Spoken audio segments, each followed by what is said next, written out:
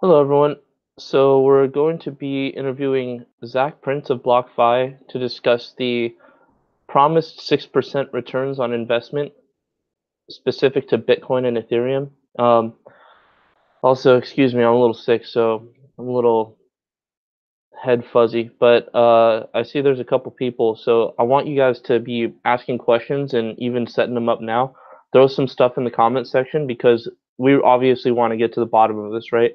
There's a lot of facts out there that we're aware of, and we need to we're going to have the opportunity to hear from Zach's perspective what is going on with this move, and we're also going to be able to hit him with some hardball questions, right? What are we looking at here? Are there paid crypto Twitter shillers? Are we looking how aggressive are these investments to guarantee 6% returns?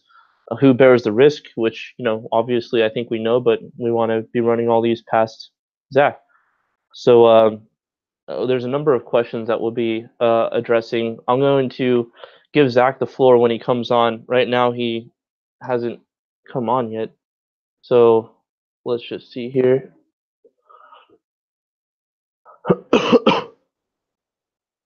Yeah, he said he'll be on very soon. So, hello? Hey, how's it going? Hey, good. How are you? Doing well. So, glad to have you here, everyone, ladies and gentlemen. This is Zach Prince of BlockFi, and I'm pretty sure a lot of people are aware of like you and what's going on in the space, right? Because like the first thing that came up in everyone's head was red flag. You know what I'm saying? Well, I wouldn't say it was the first thing that came up in everyone's face. Yeah. But for better or worse, there have been a lot of lending-related scams in crypto. There's also been an emerging financial services infrastructure, including an expansion into debt and credit products that was kind of led by Genesis Capital, who's put out some public reports.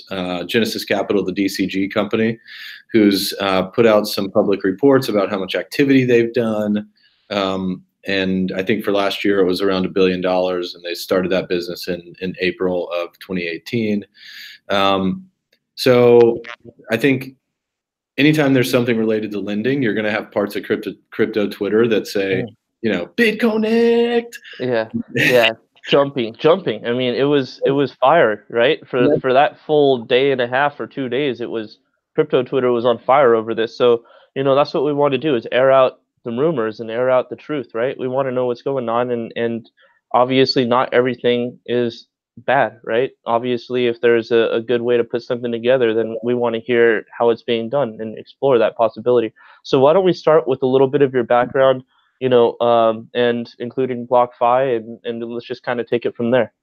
Sure. So I've always worked at venture-backed tech companies since I finished school about a decade ago. I was originally in the advertising technology sector and part of two companies that were acquired there, one that was acquired by Google.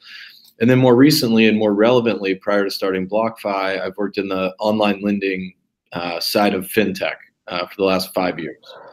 At two different companies, or for 5 years prior to starting BlockFi, at two different companies. One that we were basically the first broker dealer to participate in the online lending sector. So we worked with Lending Club, SoFi, Prosper, Funding Circle, all of these non-bank lenders that emerged coming out of the financial crisis. It was the peer-to-peer lending sector was the original name, but over time it kind of became dominated by institutions, and now you have Goldman Sachs with Marcus, and it's really hard for some of the online lenders to compete.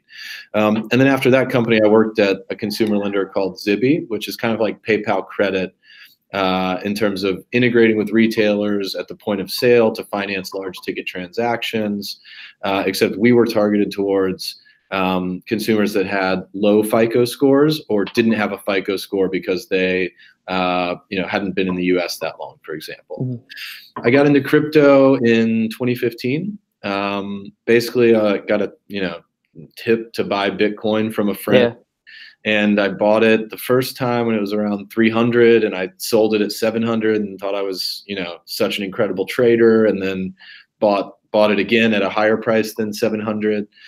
And in 2016, my wife said, You're talking about Bitcoin a lot, and I don't want to talk about Bitcoin, so you should go like find some people to talk to about Yeah. Bitcoin. And I started going to meetups in New York, and I watched the excitement and the types of people that were at these meetups continue to grow. Um, Mhm. and it switched from being some of the earliest adopters to also including some venture capital investors, some entrepreneurs, even some guys in suits from banks. And then in 2017, I had also invested in Ethereum in 2016, and in 2017, when the Enterprise Ethereum Alliance got announced, I got kind of even more excited, and the prices were going up, and I just felt like I had to get involved. I Mhm. had to get involved full time, whether that was working for another company or starting a company myself. And then I had an experience with a bank. I was trying to buy an investment property in Texas, where I'm originally from, and I put Bitcoin and Ether on my financial statement that I submitted to the bank. That they required for you to get approved for a loan. Mhm. And the bank freaked out, and they were like, Yeah. "Zach, we know you have a good job, and we see your W-2s and your tax forms, but we think you might be involved in some illicit activity." Mhm. And it was just such a bad experience. And I had been working in alternative and online lending and debt and credit markets, that I thought that's the thing I should do. Mhm. I should start a company that will bring debt and credit products to the crypto market. And so we founded the company in the summer of 2017. Me and my co-founder Flory, who previously was at Oak Hill Advisors, and then Bond Street, which is a lender that was acquired by Goldman Sachs. And we raised a seed round of funding in December of 2017 that was led by Consensus Ventures. And we launched our first product in January of 2018. And the first product was basically the ability to borrow USD Mhm. secured by your crypto. So if you were someone that, for example, had $100,000 worth of Bitcoin. You didn't want to sell it, but you needed some cash to buy an engagement ring, or Mhm. make a down payment on a house, or you also had credit card debt at a higher cost. We launched that product to help, and also make cryptocurrency a financeable asset, which Now, is is that part of BlockFi? Is that one of the services in a way you offer, or was that kind of your first step in this space with crypto? That's all BlockFi. So BlockFi Okay. started in the summer of 2017. Throughout last year, we raised a total of $60 million to support bringing that first product into the market, Hmm. the ability to borrow USD secured by your crypto. That product still exists today. You can borrow USD secured by your Bitcoin from BlockFi at rates as low as 4.5%. The product has done pretty well. It grew throughout last year, despite the bear market. Mhm. And one of the really interesting things about that product, and something that we're focused on this year with that product, is the use case in emerging markets.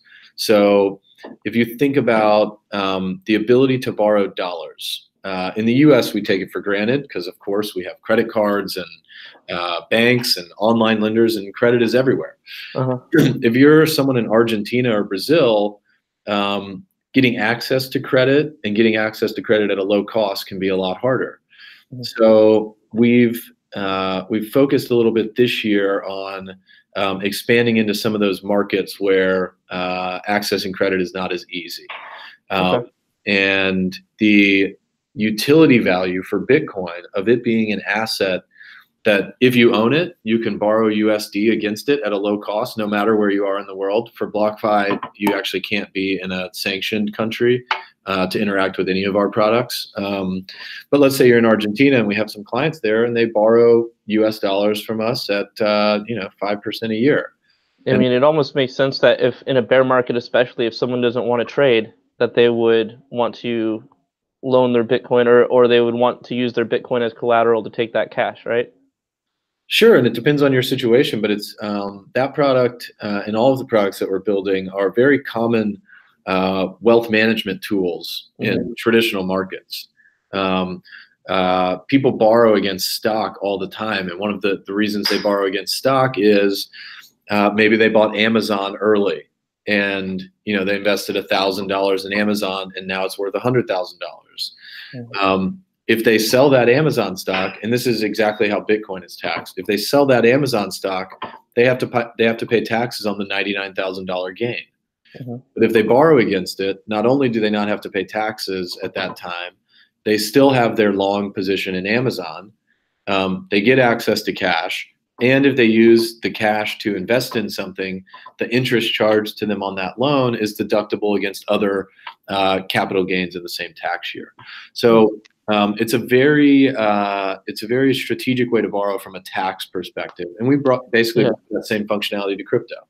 So, I know we don't have much time, so I want to make sure that we hit as many points as possible. So, like, let's transition from that space into into more of the promise of 6% returns, right? Because that's probably the biggest thing that people are most curious about right now. They want to understand, what are you doing with essentially, like, so let's take this piece by piece, right? Are you in a way asking people to loan you Bitcoin so that you can aggressively invest in it, making a greater than 6% profit and paying people 6%? Like, let's try to simplify this and bring some clarity to the space. So think about the first time that you learned about what a bank does. You're in elementary school and they're describing what banks do, and it's they take in deposits from people that have money, and they pay those depositors interest, and then they use those deposits to lend to people that need to borrow. And that's what BlockFi is doing. We are not taking people's Bitcoin and then going and trying to run some crazy trading strategies with it. So you're not throwing it all at BitMEX? We're not taking people's Bitcoin and using it as if it's our equity capital. We are bringing in the Bitcoin, and then we're putting it into our risk management framework, which has a couple of different components. And then we're lending it to, right now, exclusively institutional borrowers. Oftentimes, most of the time, the institutional borrowers are posting collateral in the form of cash or one of the stable coins that we accept that's worth more than the Bitcoin that we've lent them. And then everything is denominated in Bitcoin all the way through that flow. So the interest that is provided to the depositors, the 6% interest, is in Bitcoin. The liability. So if someone gives you 1 Bitcoin, they get 0.006 Bitcoin, right? Is that the? So if you hold 1 Bitcoin in the BlockFi interest account for a year, at the end of that year, you will have 1.062 Bitcoin. And the reason it's 0.062 instead of 0.06 is that interest is paid out monthly. And after interest is paid out, you earn interest on your full new balance. The same way that if you have a savings account at a bank that earns 2% interest, interest gets paid out, and then now your balance is higher, so you're still earning 2% interest. So the yield is 6.2% per year, and that comes from the effect of your interest compounding monthly after it's been paid. So one of the things is that interest susceptible to change mid-year. Say I drop a Bitcoin, right? And is that 6.2 going to? Are we going to sign a contract or something like that on the day that I loan you a Bitcoin, and that 6.2 doesn't change, or is that subject to change before the year's end? It's subject to change before the year end. The way it works is we'll change it no more than once a month. We'll announce any changes before the next month. At least a week before. So if we're going to drop the interest rate, you'll know a week before the next month. It won't change until the next month. And if you want to withdraw, you can withdraw at any time. Okay. So no, it's not committed for a year. It's, again, to use the. I believe that was one of the fears, is that once it's in until the end. Yeah. So no, the way withdrawals work right now is we do not have two-factor authentication set up in our dashboard yet. So we currently process withdrawals using a manual two-factor authentication where we phone call or text message our customers, verify some points of PII, and then send a test transaction. They verify that they've received it. We send back the full amount. That process right now takes us, 1 business day. In our terms and conditions, we reserve up to 7 business days to process withdrawals. But we haven't, any withdrawal that's happened so far has taken 1 business day. Mm-hmm. So with this, so how, like you were talking about your risk portfolio, so to say, how, like, as an investor, one would say 6%, 6.2% means that you have to be doing something big, right? So, on top of being in a, let's say a moderate to aggressive investor, on BlockFi's behalf, how would you, in the event of crazy market volatility, how does that play into everything that you're doing? What if the bottom is not in? What if the bottom is $1,000 and you've been taking Bitcoin, loaning it out, and there's a nuke in the price? What does that look like? Well, so that is easier to manage than the reverse. But basically, we have a risk management system that monitors prices 24/7. Mm-hmm. We have a defined risk threshold for each one of our counterparties that is borrowing the crypto. And then depending on that risk threshold, certain actions are taken by the system. Mm-hmm. An example of an action could be issuing a margin call. It could be using the dollars that they've posted as collateral to buy Bitcoin.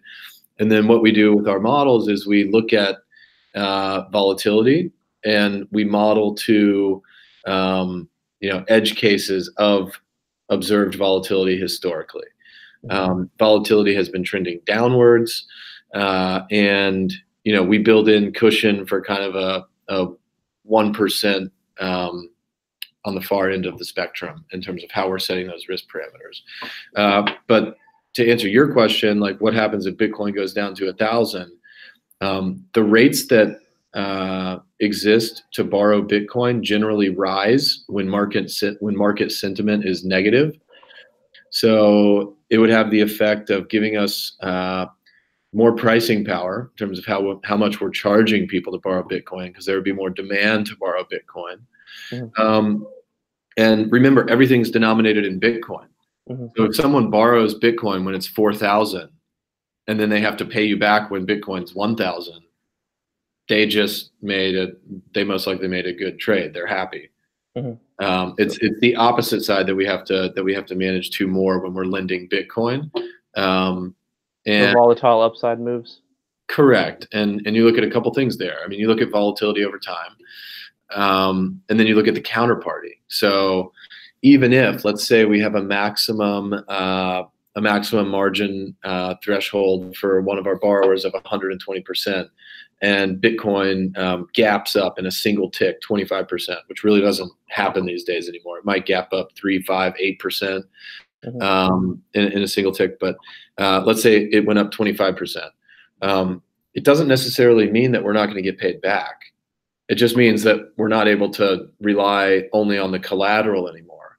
So in addition to generally lending over collateralized, we're also looking at financial statements, generally audited. We're looking at tax returns. We're looking at equity capitalization. We're looking at owners that have greater than 10%. And we're right now, we're like mainly working with traditional financial institutions who have very large businesses in traditional markets that are starting to get active in the crypto market. As a general rule, we're subject to strict non-disclosure agreements in terms of saying exactly who those counterparties are, but you can get an idea of the types of counterparties that they might be by looking at some of the investors in our last round. So in our last fundraise, we had investors like Fidelity, Susquehanna, Acuna Capital, CMT Digital, Galaxy Digital. And those are the types of groups that we're focused on facing in terms of who we're lending to. One other thing that I think is important to note to respond to the question of, you're only lending to short sellers and that's just going to suppress the price. The use case that we've seen more frequently so far than just establishing a short position is the need to have access to more crypto denominated liquidity in order to run market making and arbitrage strategies. And that's actually good for the market for a couple of reasons. One, these types of trading firms are the ones that provide the majority of the liquidity in the system. They're also helping to ensure that you don't have, a $5,000 per Bitcoin price on Coinbase and then a $3,000 per Bitcoin price on, Kraken, and that they're helping to facilitate fair and orderly markets. And fair and orderly markets is something that's really important in terms of, for example, the SEC considering whether or not to approve an ETF. One of the things they look at is there a fair and orderly market here? And so the ability to get access to this borrow that BlockFi is facilitating is a key component to having strong, fair and orderly liquid markets. And one of the things we talk about with our institutional counterparties in terms of why they should borrow with us is that the other side of what we're doing is another really critically important part of this market, which is the retail investor. Retail investors power this market, and we're the only lender in the space right now that flows the proceeds generated from lending crypto back to the retail investor. Okay. So I believe we all have a bit to digest with that, but I'm going to start moving on. I know we only have 8 minutes left here, so I'm going to start, like I said, jumping into the community criticisms or community commentary. Yeah. The first thing we have is, please ask about the rehypothecation in their terms and conditions. Yeah, so we definitively rehypothecate. I mean, that's how this model works. And what can you give a definition real quick, and then move into how that is going to be used by you? Sure. So rehypothecation would be, in the simplest form, in the traditional world, you have securities with a broker dealer. They're in your account. They're your securities. But then the broker dealer might lend those securities to somebody else. They're still yours. So it's basically, the easiest way to think of it is like lending something that you don't own, that you're in possession of because somebody else put it with you. And then you go and lend it on. That's rehypothecation. My belief is that rehypothecation has become a bit of a boogeyman because it's like a big, scary financial word.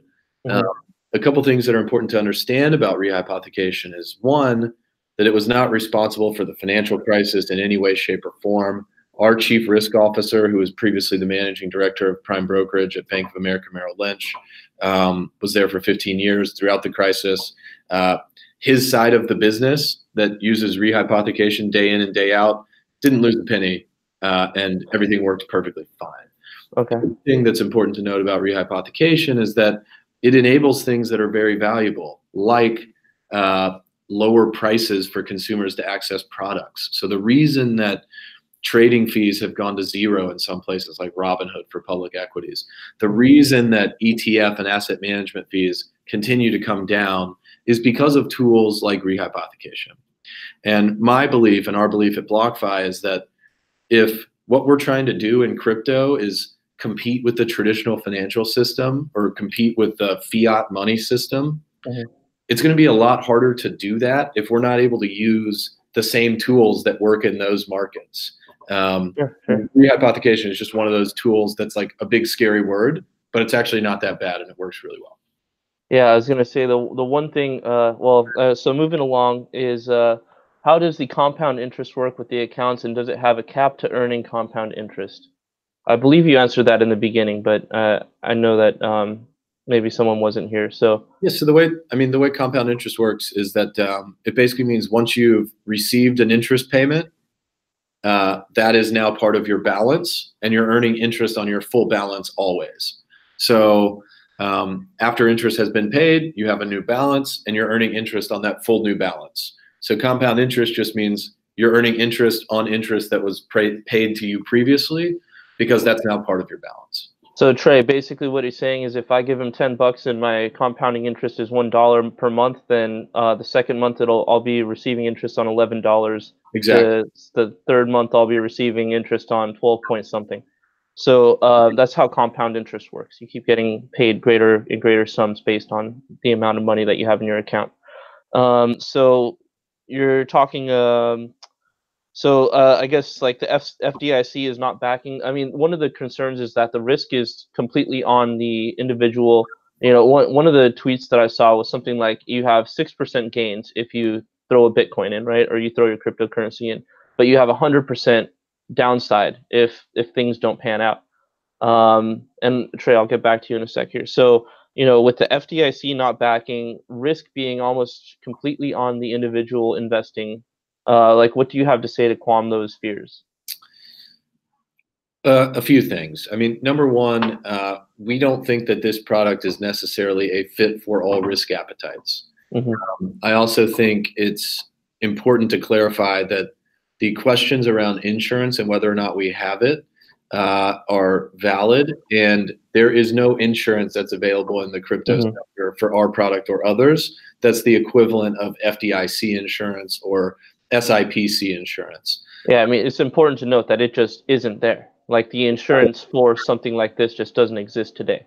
Yeah, the insurance that does exist is insurance to prevent from things to compensate people in scenarios that occur because of, for example, cyber theft or employee theft. And Gemini, where we custody the crypto, was one of the first companies to get insurance for those things in the crypto space. Mm-hmm. Additionally, they've been through what's called their SOC 2 compliance audit, which tests things like cybersecurity. It tests things like operational security, audit trails. You know, how do you make sure you know everything's safe and it's moving from point A to point B and you know where it is? So we're really happy with them as a guardian of the cryptocurrency. BlockFi never actually touches the private keys, but we don't have anything like FDIC or SIPC insurance anywhere in the crypto industry at all. Yeah, well, and I think the community, a lot of us know that Gemini has been targeting their audience, like their target audience has been more institutional investors. I know their last slogan was "Revolutions need rules," and to the crypto anarchists, that was like a big no-no, right? So that was kind of funny. But overall, yeah, I'd say, you know, I agree. It does seem like a nice, safe place, and you know, as far as custody is concerned, that's a wise way to deal with the scenario. Um, so we're going to pop back to Trey.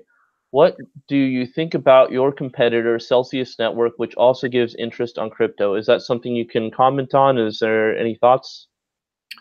Yeah, I mean, look, our general view is that we're still really early. We're, Mm-hmm. we're very bullish on the crypto market. We think it's revolutionary for a lot of reasons.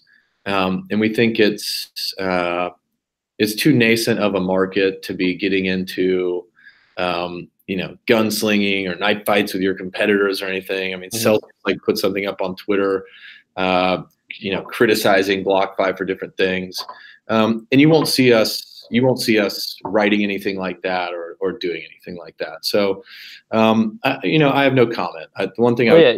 just look at Oh, how companies are funded, look at what they've done in the past, and use your own judgment. yeah, you seem like a very sharp and, you know, like you have a good vibe about you, you know. So I would say that seems consistent with who I feel like the vibe coming from you, you know. Not really uh shooting at everyone that's coming at you type of thing. So is there anything else, again, I know we're going to be ending here very soon. Is there anything else that comes to mind? I mean, I think we've hit the general population was worried about, are you throwing everything in along on BitMEX because you think the bottom's in? Are you guys, you know, lending money to traders that are, you know, that are going to be risking everything? Are you know, risk is on the person that loans the cryptocurrency. There is no insurance, so the you know it's kind of a catch 22, right? Because who doesn't want to make 6%? But there's no FDIC backing or anything like that. But so with all that fun in the air, I feel like, is there anything that you would really want to say? Hey guys, the FUD is negligible relative to what we're putting, like the products that we have available, other than just the one that you described in the first 10 minutes of this segment, which was loaning fiat on crypto. No, I would just say, look, we're going to keep launching more and more products. Our Mhm. our goal at BlockFi is to build a relationship with our clients that's similar to the relationship that maybe some people have with the first bank account that they ever opened. For me, it was Chase, and now I get letters from Bank of America saying we'll give you $200 to open a checking account, and I don't do those. That's what we're going after at BlockFi. We value our clients. We're going to continue to diversify the product suite. And the other thing I think I would like to note is that as a company, nice cat in the background. Yeah. BlockFi is a company that's heavily regulated. We started working on lending licenses, which we needed for the first product, FinCEN registration, which we've had since 2017, and figuring out how to fit crypto into the Uniform Commercial Code. And when you raise institutional capital, you have to always be thinking about compliance. And one of the things that comes with that is you have a lot of lawyers, and lawyers are incredibly risk averse. And so you're kind of constantly trying to balance innovation with the conservative approach that you have to take. And so, I would just say that to make an analogy to the real world, if you read the risk disclosures section of the prospectus for an IPO, you would probably finish that thing and go, wow, I shouldn't buy this stock. This is the riskiest thing ever. There's this catch-22, like you said, where you kind of are left in a spot where you have to put that stuff in because you're not going to be able to release the product and get it approved by your board and your legal team if you don't. But that's also not how you're actually managing it, right? Like when a company IPOs, they're not doing things that enhance the risks that they have to disclose in their prospectus. And I think that we've been very, very thoughtful and conservative in how we're managing the risks and how we've built our risk management system, which, for what it's worth, has been operational since January of 2018, and we never lost a penny lending USD, despite an 85% down market, for crypto last year. So it's not for everybody. If you want to learn more about it, we're very available on Twitter, support@blockfi.com. We've got phone numbers. You can call us. You can come have a meeting at our office if you want to. Just don't hesitate to reach out if you have questions or want to chat or just have feedback. We also appreciate the feedback. So all of these things that were said have now given us a roadmap of things that we're going to start writing about. So I think next week, the first article is going to come out, and it's going to talk about rehypothecation. We're going to try to explain it further. What was it? Why does it exist? How is it used? The next thing we're going to write about is counterparty risk. So, keep the feedback and commentary coming. We can get very helpful, and we appreciate it. Thanks for having me on, man. Yeah, of course. And I know you'll. I was grateful to have this discussion. I feel like you definitely, have dotted your I's and crossed your T's. It seems, this is a very deep space. Like I know viewers are gonna to them this is a rabbit hole, and it's very deep. So thank you for your time. Thank you for explaining it in terms that many of us can digest. And I look forward to exploring the space with you more in the future. I think it's going to be really interesting to see, kind of a custodial with return on investment, and that's something that the space could use in the future, and a lot more people could be using. So I definitely think this is something worth exploring, and thank you for your time. Yeah, thanks, man. I'll let you get back to your charts in the background there. Yeah, I'm sick, so I'm gonna be sleeping once this cat stops bugging me. All right, get some rest, man. Take care. See ya. So, hey everyone, I'm here for another couple minutes. Welcome for asking the question. So, Tim Avery, I'm looking. Does Gemini have mechanisms to give the money back in full? Are you still here, Tim? I'm going to answer this question. What he was saying was you can pull your money whenever you want. He said it's going to take about 1 business day, but up to 7 business days. And there's a little bit of a process involving authentication, testing to make sure that proper wallet address was given, is what it seemed like. So to answer your question, I would say it's less about Gemini and more about what they're doing. But yes, they do have the ability to pay you back if you wanted to withdraw, say, instead of waiting a full year to get all the compounding interest after that full year. Say you got in and you wanted to get out in a couple months. He said there's a mechanism by which one can do that, and it'll take 1 to 7 business days. Was there any other questions that anyone wants to ask me while I'm here talking crypto, talking, you know, any other fears, thoughts, concerns?